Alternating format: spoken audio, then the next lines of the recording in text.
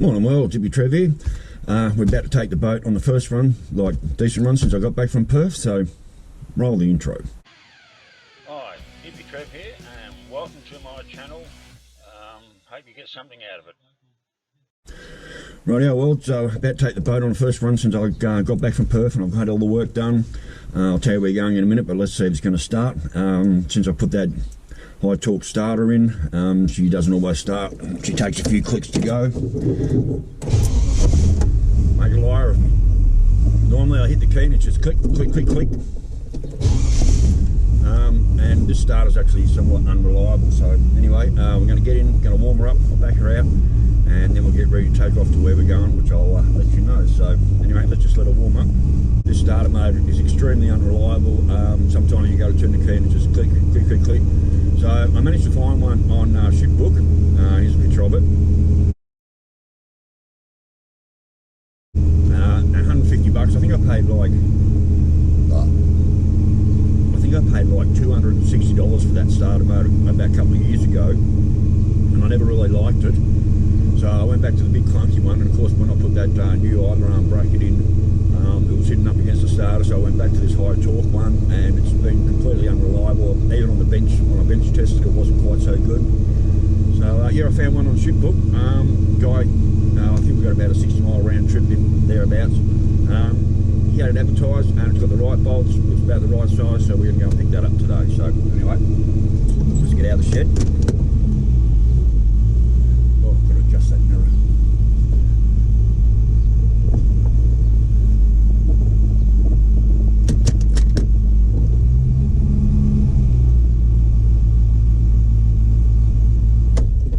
Right, how it was. Let's get organised and let's get going.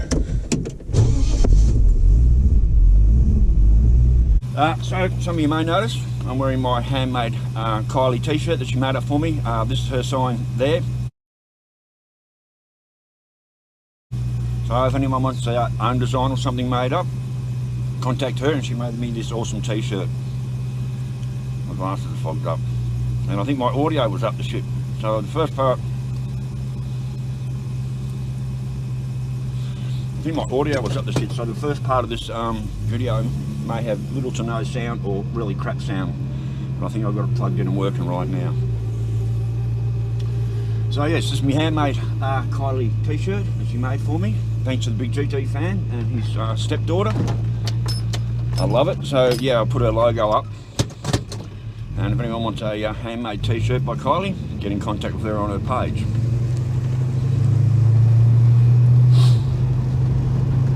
So you may or may not notice that at the moment I have purple hair. And if you're wondering why I dye my hair purple, well, I can tell you it's not because I'm vain. It's just to make me feel a little bit more closer to my daughter, who lives a long way away over in Western Australia, which is literally the other side of the country. So we share a same tattoo. And she sent me some purple dye. Oh no. Oh my god. That's a truckload of stinky fucking pigs. Oh, there goes a hearse. Oh god, we're stuck behind. I'm going to turn this around. We are actually stuck behind a B-double of pigs. That is going to stink, like real bad. So hopefully I can get past him. I hope he pulls over, because pigs fucking stink. And also here, the copper's out at Dunarnal, next town up, doing brefos on the side of the road. So he's got his brakes on, but that doesn't mean he's pulling over. I can't smell him yet, but I'm about to. And God, I hope he... Alright, just going to get up here and get past him, and then I'll get back to what I was talking about.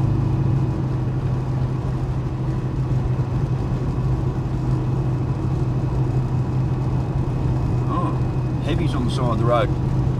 Thought there was a cop there for a minute, but there was a heavy on the side of the road. They pull all the trucks up and run them through their checks and their scales and shit to make sure they're all legit and legal. They got the CB on, so if anything's happening up ahead, hopefully I'll hear about it before I get there.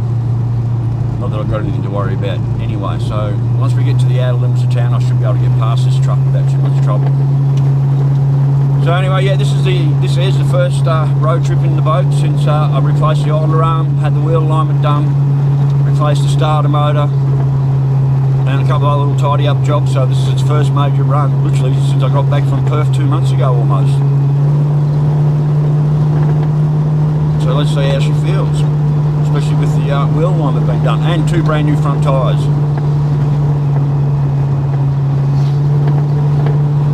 A bit chilly out on the bike this morning, although we are in for another glorious day. It should be up in mid to 20s, like around the 25, which will be beautiful.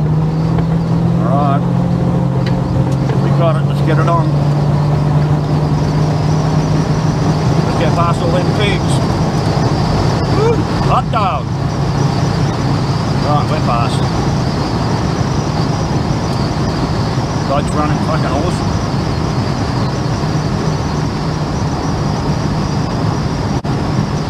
We're up at 70 mile an hour, I better slow down. Rightio, so back to what I was saying about the purple hair. It just makes me feel closer to my daughter. She sent me some hair dye a couple of days ago, some parked on the side of the road here. Turn around again. She sent me some hair dye a couple of days ago. And thanks to Laney, big thank you Laney, who did the live stream with me about a year ago.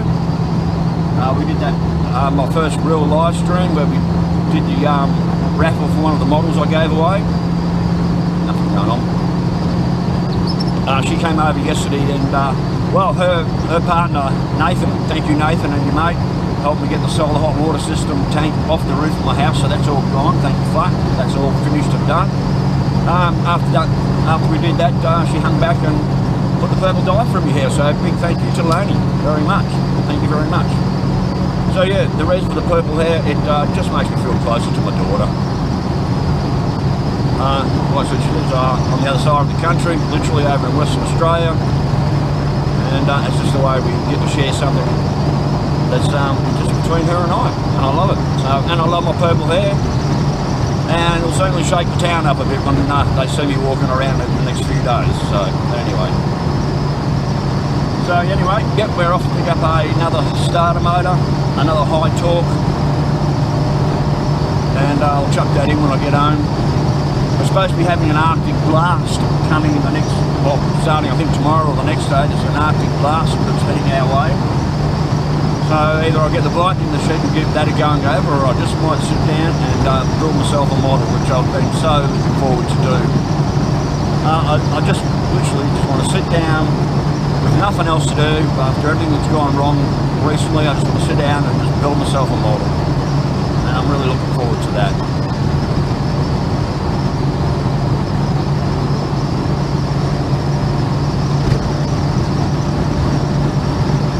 Anyway, turn you around so you don't look at my ugly mud, and look at our beautiful scenery.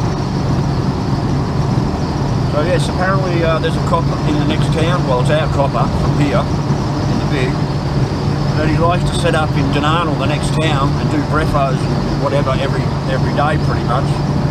Because you can't, to get from here to Bundy, Childers, or wherever you want to go on this road, you cannot bypass Dunarnal in any way. You just can't do it. So he's got the market cornered all right, and good on him for doing it. We've got someone in town on our local Bignum page that at least every week or so she puts up a RDT or RB count, and we seem to be getting a lot of drug drivers, usually 3 every week minimum, at least 1 or 2 drink drivers, unlicensed drivers, and a few for speeding. So I heard he was there earlier this morning. I don't know if he's still there now.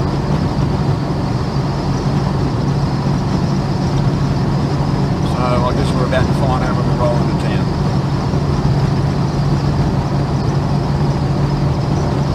I'm not liking this tobacco much, it keeps going out on me. And that's another thing we're having in town at the moment. Our butcher's closed, the ATM's gone, and now, oh shit, and now night. This car's steering like shit. Now you can barely even buy a pouch of tobacco in town. It's really, really hard to get.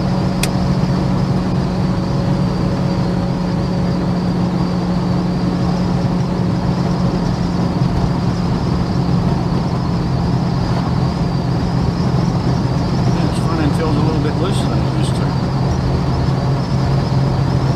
Well, it's got a nice clean windscreen to look at it.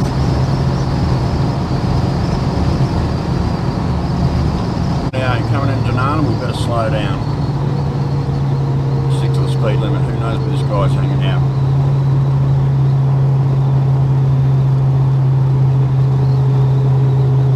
I'll take it he'll still be here. And with my purple hair and driving this old girl, I'm definitely a target to be pulled over and checked. So, yeah, a few bikes on the road this morning. Just got a wave.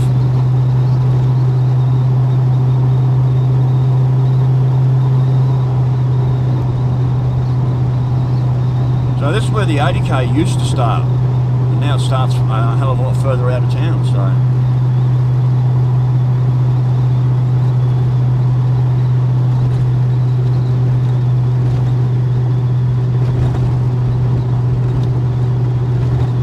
don't know what's going on at the showgrounds there. And I haven't heard anything about the Rough and Tough car show this year either, so... Oh, what's that guy doing? Alright, that house there is still vacant, by the look of it. Now, Danny.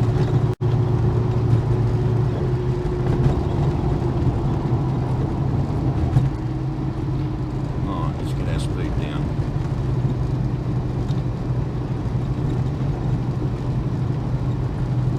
No sign of Mr. Plod yet. Doesn't mean he's not here.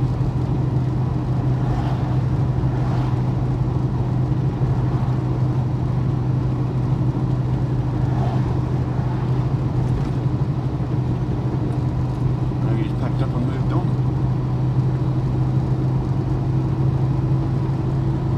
I did have quite a few drinks last night, but I've been up early, had a shitload of cups of tea and stuff, so it should be okay.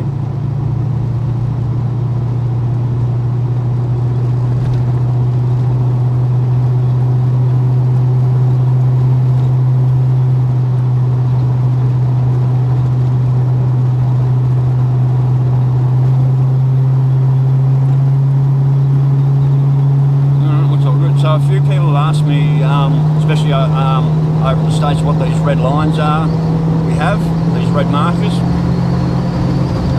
They're a stupid idea, but they're to let you know you're coming into town or leaving a speed zone of town. I don't know why they put them on the roads, but they do. But anyway.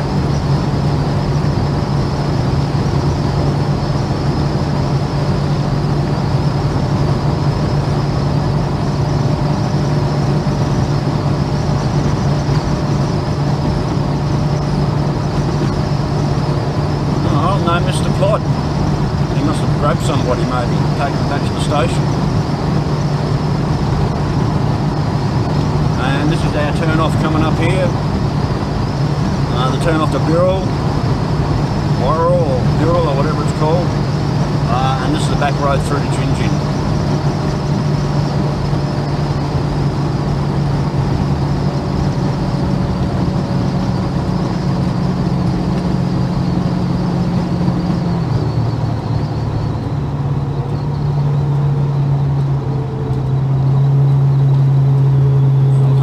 About to turn here as well.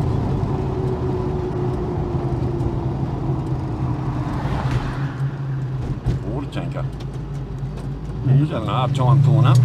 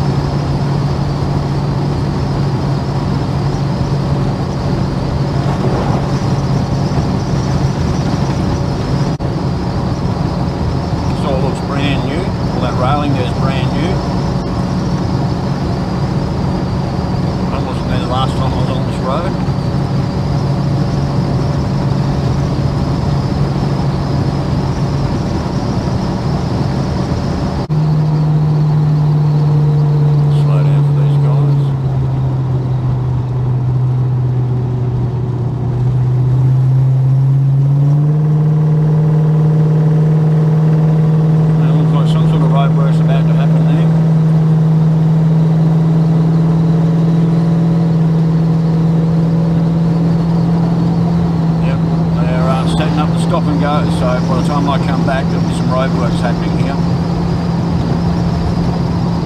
I don't know what they're repairing, but that'll be there when I'm on the way home. We've got traffic lights. Oh, I've got a green so far.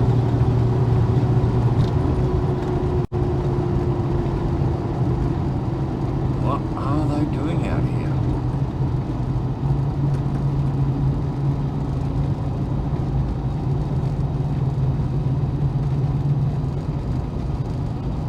Holy smoke. So putting a new bridge in by the look of it. Built this little bypass road. Yep, definitely putting a new bridge in. Big cutting down there. This is a bit of a flood zone through here. When the rains really come and we get all our rain, it does flood through here quite a lot.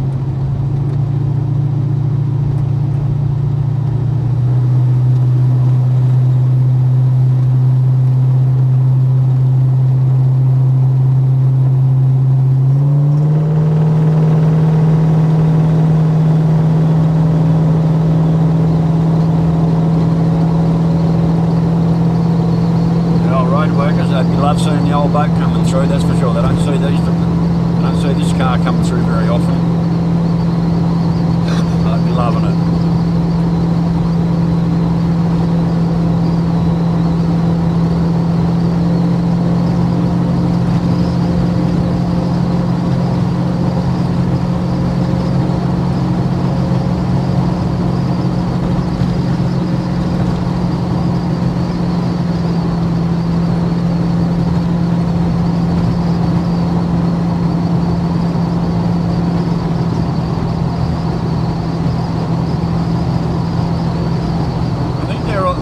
All those trees out there, I'm pretty sure they're all macadamias.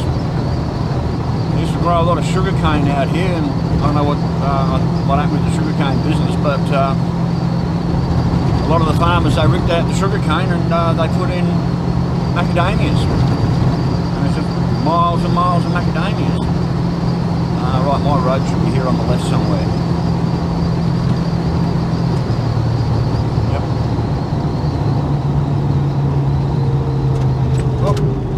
That's it.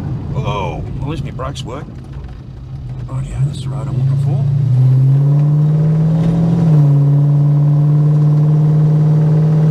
So, way early.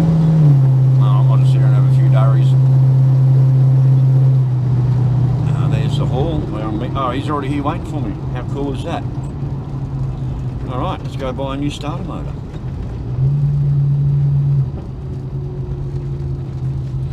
Oh yeah, well, I'll get back to you on the way home.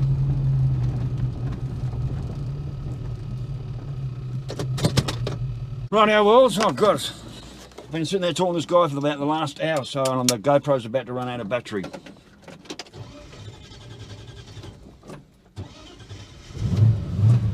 Roll a quick durry. So my GoPro's about to run out of battery, so I'm going to have to shut that down. And stupidly, I did not bring a charge cable, and I did not bring a spare battery with me, which I should have done. But no, he was a really good dude. I got my starter motor, got the right bolts and everything. So, all right, Wells, I'll catch you a bit later.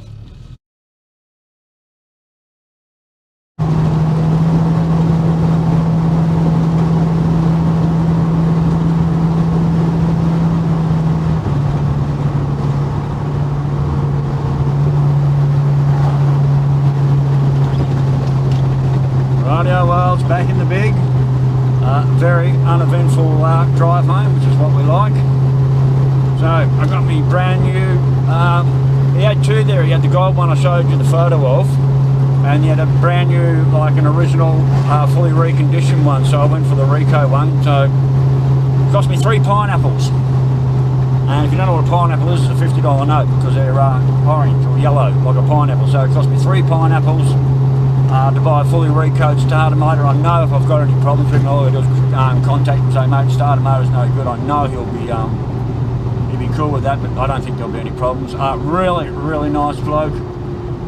Sat there chatting to him for a good hour or so. Actually, I couldn't believe it. I just went to go and pick up a starter motor and sort of ended up like just chatting to him for a good hour and so forth. And he's into bikes and so sort of thing. So no, that was really fucking good. So like I said, if I do have any problems with this starter, I know all I have to do is flip him a message, and I'm sure he'll be right on to it. And it's a nice small one like I've got in there at the moment, so I won't have any problems with the idler arm hitting it. It's all good. Definitely not happy with this wheel alignment. She does tend to drift a little bit, so I might have to go back to JJ's and get Ben to have another look at it. Because when you're out in the highway, yeah, I don't think I'll be rolling any durries while I'm driving at the moment.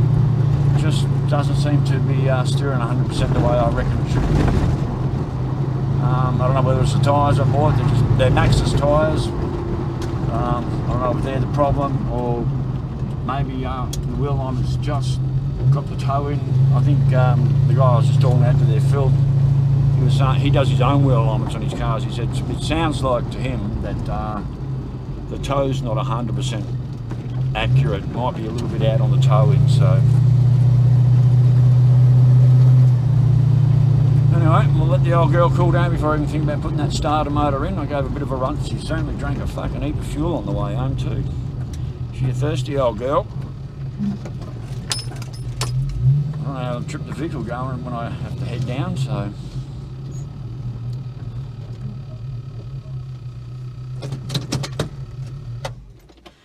Anyway, well, it's safely home in the driveway. Starter motor on board, everything's good. So, rightio, I'll let this cool down and I'll throw the starter motor in a bit later. So, anyway, worlds, another job done. So, stay safe, keep your knees in the breeze, and I will catch you later. Bye.